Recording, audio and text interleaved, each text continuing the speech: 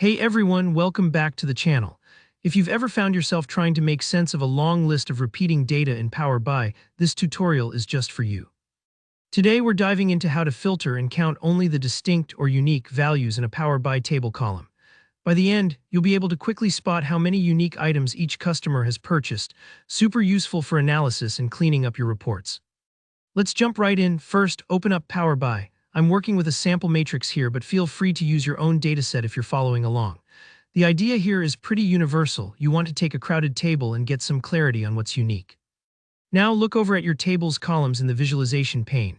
You'll probably notice that certain values are repeating over and over. For instance, maybe there's a customer name column, and you keep seeing Alex Brown pop up several times. That's really common when you have transactional data. Each row might be a separate purchase, but the same customer appears again and again. At first, you might just want to know how many products did Alex Brown actually buy, not just how many purchases he made, but how many different kinds of products. If you're just counting rows, those repeat transactions can really muddy the results. One way to get started is by changing the products field in your table. Instead of just listing the names, let's summarize that column using a count function. Go over to your matrix, find the products field, maybe it says keyboard or mouse several times for each customer, and set that field to count. Now for each customer, Power BI will show you the number of product transactions. But here's an important catch.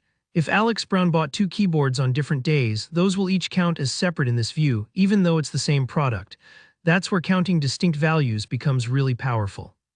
What you want to know is not every keyboard Alex bought, but how many different products he bought.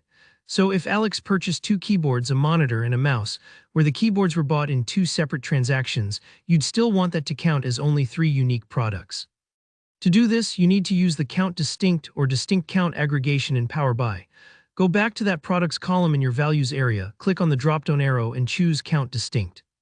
This tells Power BI only give me a count of the unique product types for each customer, instead of every single transaction.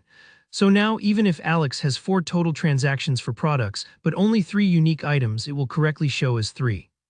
And that's really it. Your matrix is now giving you insight that's actually meaningful.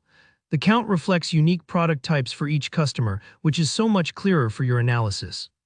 Don't stress if it takes a minute to find the distinct count option. It's a lifesaver once you know it exists. I hope this helps demystify the process of filtering for unique values in Power BI. If you found this tutorial helpful, please give it a like and leave a comment below with any questions or requests for more Power BI tips. Don't forget to subscribe for more straightforward, practical tutorials just like this.